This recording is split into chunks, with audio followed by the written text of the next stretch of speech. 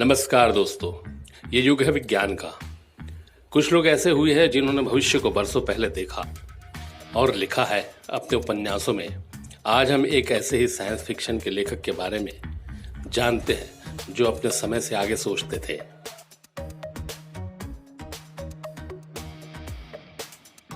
आज हमारे फोकस में है आइजैक असिमोव। उन्होंने क्या इतिहास रचा था। उन्होंने अपने जीवन काल में लगभग 500 पुस्तकें लिखी, तकरीबन 90,000 खत लिखे, कठिन विज्ञान कथाएं लिखी, 380 से अधिक लघु कथाएं लिखी, सामाजिक विज्ञान कथा और उपन्यास लिखे, नाइटफॉल लिखा जिसे 1964 में अमेरिका के साइंस फिक्शन राइटर्स ने सर्वश्रेष्ठ लघु विज्ञान कथा के तौर पर चुना। असिमोव को Robert A Heinlein, Arthur C Clarke के साथ साइंस फिक्शन के बड़े दिग्गज लेखकों में गिना जाता है।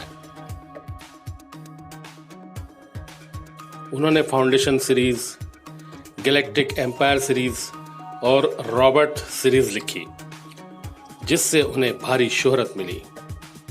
असिमोव ने अपने जीवन काल में जितना लिखा है, उससे मुकाबले के लिए आपको 25 बरस तक हर पखवाड़े एक नया उपन्यास लिखना होगा। असिमोव के दिमाग में इतने भरपूर और अच्छे विचार कहां से आते थे? आगे बताएंगे वो 6 तरीके जिनसे उन्होंने इसे किया। लेकिन उससे पहले जानते हैं आइजैक असिमोव कब हुए, कहां के थे। आइजैक असिमोव रूस में जन्मे एक अमेरिकी लेखक थे जो साइंस फिक्शन के लिए मशहूर थे। उनका जन्म 2 जनवरी 1920 को सोवियत सोशलिस्ट रिपब्लिक के पेट्रोविची में हुआ था। जब वो 3 साल के थे तो उनके माता पिता परिवार समेत अमेरिका में जाकर बस गए थे। असिमोव ने साइंस फिक्शन की पल्प मैगजीनों यानी सस्ती पत्रिकाओं को काफी बचपन से ही पढ़ना शुरू कर दिया था। उनके पिता पहले उनको ऐसी पत्रिकाओं को पढ़ने से रोकते थे क्योंकि उनको ये घटिया लगती थी, लेकिन असिमोव ने उनको मना लिया कि चूंकि इन पत्रिकाओं के शीर्षक में साइंस होता है इसलिए वे शिक्षाप्रद है। 11 वर्ष की उम्र में उन्होंने कहानियां लिखना शुरू किया। 19 वर्ष की उम्र तक पहुंचते पहुंचते उन्होंने कहानियों को साइंस फिक्शन पत्रिकाओं को बेचना शुरू कर दिया। असिमोव के जीवन पर एस्टाउंडिंग साइंस फिक्शन के तत्कालीन संपादक जॉन डब्ल्यू कैम्पबेल का अहम असर था। वो उनके गहरे दोस्त बन गए और उनको लिखने के लिए बढ़ावा दिया। 1939 में कोलंबिया यूनिवर्सिटी से बीएससी की, 1948 में केमिस्ट्री में पीएचडी की। दूसरे विश्व युद्ध में नेवी में काम किया, फिर बॉस्टन यूनिवर्सिटी के स्कूल ऑफ मेडिसिन फैकल्टी में पढ़ाने लगे। शुरू में उन्होंने साइंस फिक्शन की लघु कथाएं और उपन्यास लिखे। 1958 के बाद उन्होंने नॉन फिक्शन लिखना शुरू किया। इसके बाद 1982 में उन्होंने फिर से साइंस फिक्शन पर लिखना शुरू किया। असिमोव ने अंग्रेजी भाषा को रोबोटिक्स, पॉजिट्रॉनिक्स, साइकोहिस्ट्री जैसे नए शब्द दिए जो ऑक्सफोर्ड इंग्लिश डिक्शनरी में शामिल हुए। उन्हें साइंस फिक्शन के लिए दर्जनों अवार्ड मिले। अलग अलग यूनिवर्सिटी से 14 ऑनररी डॉक्टरेट की डिग्रियां भी मिली। उनकी मृत्यु 1992 में 6 अप्रैल को न्यूयॉर्क सिटी में हुई। उनके मुख्य उपन्यास थे the naked sun, the early Asimov, the caves of steel, the stars like dust, foundation, The Rings of Saturn, The Robot of Dawn, I, Robot, Robot to Obey, The Gods Themselves, Robots and Empire, Nemesis, robotics के नियम। विज्ञान कथा लेखक Isaac Asimov ने robotics के 3 नियम तैयार किए। ये नियम उन्होंने 1942 की लघु कहानी रन अराउंड में पेश किए थे। इनको उन्होंने पहले की कुछ कहानियों में भी बताया था। इसका पहला कानून यह है कि रोबोट किसी इंसान को नुकसान नहीं पहुंचाएगा या अपनी निष्क्रियता से इंसान को नुकसान नहीं होने देगा। दूसरा नियम यह है कि रोबोट मानव द्वारा दिए गए किसी भी हुक्म को मानेगा। और तीसरा नियम यह है कि रोबोट उन कामों और हालात से दूर रहेगा जो खुद को नुकसान पहुंचा सकते हैं। अब जानते हैं कैसे करते थे असिमोव ऐसी अद्भुत कल्पनाएं और रचनाएं। असिमोव ने भी कई पन्ने फाड़े, निराश हुए, बार बार नाकाम हुए। अपनी आत्मकथा में असीमोव वो तरकीबें बताते हैं जो उन्होंने अपनाई, जिसके रहते उनमें लगातार विचार पैदा होते रहे, कभी खत्म नहीं हुए। उन्होंने बताया, कभी जानना बंद ना करें। असीमोव सिर्फ एक विज्ञान कथा लेखक तो थे ही, उन्होंने कोलंबिया के रसायन शास्त्र में पीएचडी की थी।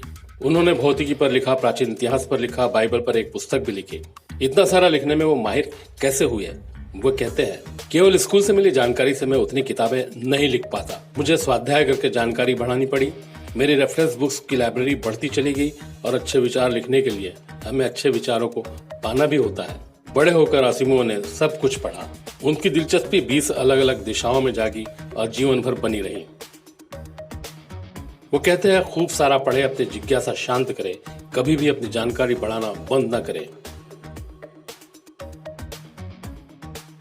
लिखने में फंसने से मत डरो। असीमोव भी अक्सर फंस जाते थे। वो कहते हैं, अक्सर जब मैं एक विज्ञान कथा या उपन्यास लिखने लगता हूं तो मैं खुद को इसमें बहुत उलझा हुआ पाता हूं और आगे बढ़ नहीं पाता हूं। उलझना फंसना सामान्य बात है, पर असीमोव ने रुकने का नाम नहीं लिया। उन्होंने एक तरकीब निकाली। वो कहते हैं, मैं कोरे कागज को देखता नहीं बैठता, खाली सिर धुलने में दिन रात जाया नहीं करता। मैं बस उपन्यास छोड़ देता हूँ और किसी दूसरे प्रोजेक्ट पर लग जाता हूँ। संपादकीय या निबंध या छोटी कहानी लिखता हूँ या अपनी किसी नॉन फिक्शन बुक पर काम करता हूँ। इन सब से थक कर फिर अपने उपन्यास पर लौटता हूँ और खुद को एक बार फिर आसानी से लिखने लायक पाता हूँ। इस तरकीब से दिमाग रहस्यमय तरीके से काम करता है और हमारा अवचेतन मन विचारों के बढ़ने के लिए जगह बनाता है। विरोध से सावधान। जब हम दुनिया में कुछ नया लाते हैं, हमें हर तरफ से नकार और आलोचना मिलती है। कभी कभी कुछ छापने के बाद उन्हें इतना डर लगता था कि वो सभी टिप्पणी और ईमेल पत्राचार से बचते थे। यह भय रचनाकार का सबसे बड़ा शत्रु है। सामान्य लेखक लिखते समय डरा रहता है कि उसने जो भी अभी लिखा है उसमें कुछ तुक दिखता भी है या नहीं। वो सोचता है कि अगर इसे अलग तरह से लिखा जाए तो क्या बेहतर लगेगा। आम लेखक हमेशा काटता बदलता रहता है, कई तरीकों से कोशिश करता रहता है, फिर भी तसल्ली नहीं होती।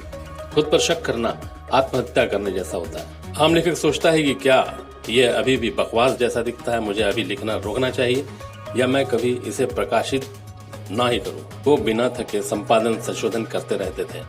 हम सभी के पास विचार होते हैं, नए विचार के छोटे छोटे बीज मन की खिड़कियों से निकलते रहते हैं। असीमोव और हम में अंतर यह है कि हम उन्हें मौका देने से पहले ही नकार देते हैं। अपने मानकों को कम करें। असीमोव परफेक्शन की खोज के खिलाफ थे। हालांकि नकारे जाने का डर हमें परफेक्शनिस्ट बनाता है, लेकिन यह सिर्फ झूठा खोल है। पहली बार में सब कुछ ठीक करना एक बड़ी गलती है। इसके बजाय मूल बातें पहले हासिल करें। खुद को ऐसा कलाकार माने जो रचना की तस्वीर अपने दिमाग में साफ करने के लिए एक स्केच बना रहा है, रंग के ब्लॉक बना रहा है, संतुलन ला रहा है, वगैरह वगैरह। मोनालिसा को पहले दौर में रंगने की कोशिश न करें। अपनी कसौटी को कम करें।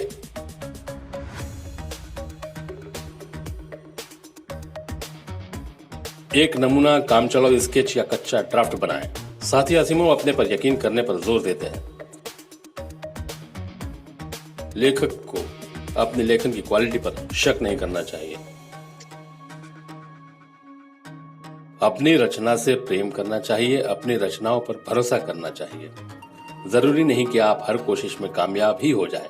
सच्चा कॉन्फिडेंस आपको सीमाओं से आगे ले जाएगा। बुरी तरह नाकाम होने पर फिर से खड़े होने की ताकत देगा। अधिक कृतियां रचें। लेखक नया नया रचने में व्यस्त रहे।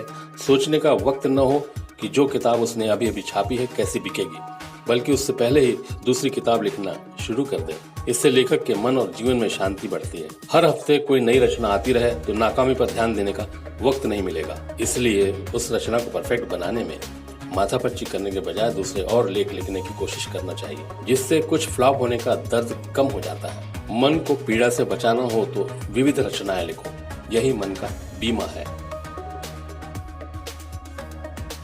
नई कल्पनाएं करने का रहस्यमय तरीका। एक लेखक मित्र ने एक बार उनसे पूछा, आपको ऐसे अद्भुत विचार कहां से मिलते हैं? तो उन्होंने जवाब दिया, मैं इतना सोचता हूं, इतना सोचता हूं, इतना सोचता हूं कि मर ही जाऊं। कोई अच्छा आइडिया आना क्या इतना आसान है? कई रातें अपनी सोच के साथ अकेले बिताई है। रात भर करवटें बदली है, जागता रहा हूं। सोच सोच कर उदासी में कई जगह रोया भी हूं। मैंने शानदार रातें गुजारी। नए ख्याल आसानी से यूं ही आ जाते तो इसमें कौन रुचि लेता। इन तरकीबों के अलावा भी कई और उपाय हैं जो हमारे चैंपियन दोस्तों को पता होने चाहिए। उन्हें जानने के लिए हमारी खास वीडियो देखें जिसमें लिखने में माहिर होने के दर्जनों तरीके दिए गए हैं, जिसका लिंक डिस्क्रिप्शन में दिया गया है। तो किसी और चमत्कारी हस्ती की कहानी के साथ फिर मिलेंगे। नमस्कार।